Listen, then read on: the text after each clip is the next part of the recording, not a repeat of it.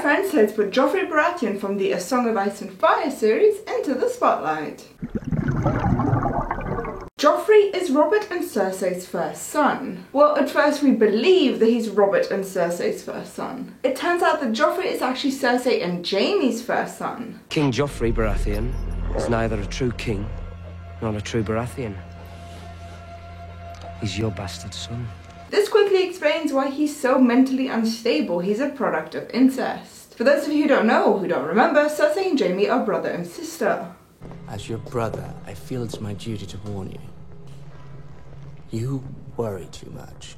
But because legally he's Robert's son, he takes over Robert's throne when Robert dies. Lord Stark, King Joffrey and the Queen Regent request your presence in the throne room. King Joffrey? King Robert is gone.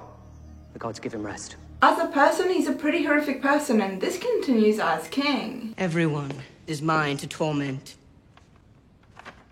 You do well to remember that, you little monster. He is ultimately killed at the feast celebrating his wedding.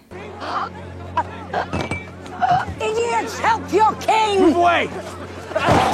The name Joffrey comes from the English name Geoffrey. Geoffrey means God peace. This obviously really doesn't link into Joffrey, who's not exactly a peaceful person. However, the name Joffrey means peace of a stranger. This is a bit of a weird meaning until you look at the word stranger. Joffrey follows the religion of the Seven. This faith believes that there's one god who has 7 different faces, and each face represents something different. One of these faces is the stranger. The stranger represents death and the unknown. So Joffrey's name could be translated as peace of death. Which, considering while he was alive, he was killing and torturing hundreds of people, there was a sense of peace when he died for many. Last time we spoke was at Joffrey's wedding. Miserable affair.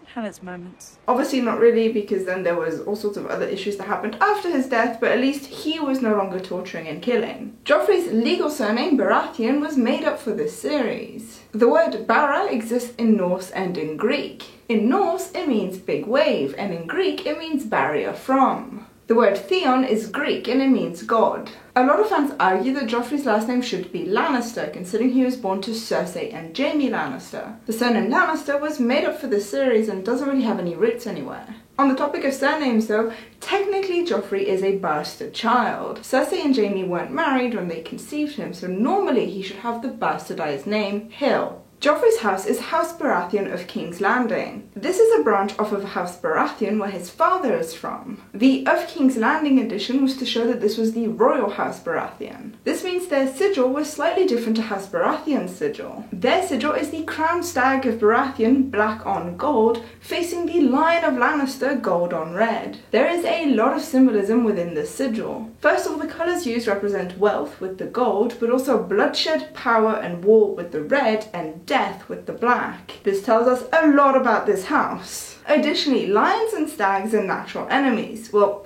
they're not actually natural enemies because they never lived together in the wild, but I guess that works for the symbolism too. House Baratheon and House Lannister don't really coexist very well. I mean, really, they don't coexist at all. Cersei and Robert don't have a relationship. I took you for a king. Hold your tongue. He's attacked one of my brothers and abducted the other. I should wear the armor, and you the gown.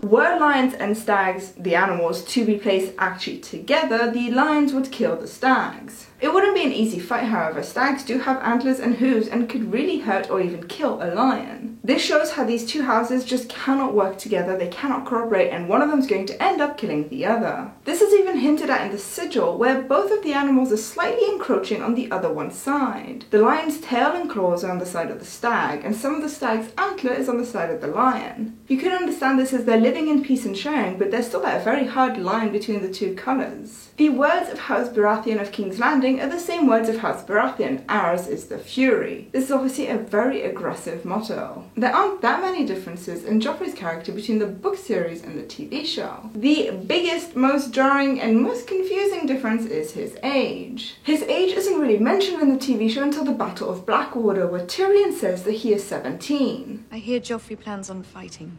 An inspiration for the troops. He's not ready. What is he? 17? This raises a huge question mark for two different reasons. The first being that he is 13 at this point in the books. And though all of the children characters were aged up by about 2 years for the TV show, this obviously means he was aged up by 4 years. However, the more confusing and kind of weird side is that he technically shouldn't be born. So he is 17 at this point, and Cersei and Robert got married 18 years ago. So far that kind of all makes sense. There's a year between when they got married and when he was born, and it takes 9 months to carry a pregnancy to term, and 9 months fits within a year pretty neatly. However, the issue is in the TV show, and this doesn't exist in the book, but in the TV show, Cersei says she actually had a child before Joffrey. I lost my first boy. Little black-haired beauty. He was a fighter too. Tried to beat the fever that took him. This little baby boy died in infancy and then Joffrey was born. However, that means in that 1.5 year window, Cersei had to be pregnant twice and have a baby in the middle. 2 pregnancies is already 18 months. This isn't counting the fact that she had a baby for a few months between pregnancy 1 and pregnancy 2. Even if she got pregnant within 6 weeks of having her first pregnancy, which some women do, that's still very soon after. Too soon for both pregnancies to have happened in 18 months. 18 months max, more likely around a year. So changing his age in the show and then adding this mysterious new baby that doesn't exist in the books really messed up the entire timeline here. We see a lot more of Joffrey's cruel behaviour in the books. Most things are only quickly touched on in the show, but in the books there's a lot more information. He's a monster. Another pretty big major difference is in the TV show, Joffrey is the one who orders that all of Robert's bastards be killed. Orders. Whose orders? Someone who doesn't care what Littlefinger thinks. This tells us that he at least has an idea or an inkling that Robert is probably not his father. I had a disgusting lie about Uncle Jamie. And you? However, in the book, it's actually Cersei who orders for all the bastards to be killed. Joffrey not only has no idea that Robert isn't his father, he wholeheartedly believes that Robert has to be his father. I should have spent more time with you. Shown you how to be a man. I was never meant to be a father. Eugene Simon auditioned to play the role of Joffrey Baratheon, however he ended up playing Lancel Lannister instead. Jack Gleeson played the role of Joffrey. Gleeson naturally has dark hair, so his hair had to be retouched every single day of filming so that it would be the beautiful Lannister gold. While they weren't filming, him and Sophie Turner, who plays Sansa Stark, would often imitate each other's accents. Gleeson was inspired by numerous Hollywood villains while playing this character, including Emperor Commodus from Gladiator. What do you think of the decision of changing who orders for Robert's bastards to be killed? Do you think it made sense that in the TV show Joffrey gave this order, or do you think it should have still been Cersei like in the books? Please tell me in the comment section down below. And until next time, happy bubbles! Thanks so much for liking this video, and thank you to my Patreon bubblers for supporting the channel. If you want to see the other characters from the Game of Thrones series I've already covered, you can click on the box on the left. Or you can click on the box on the right to see the most recent video that I have uploaded. Thanks for liking this video, subscribing to the channel and hitting that notification bell.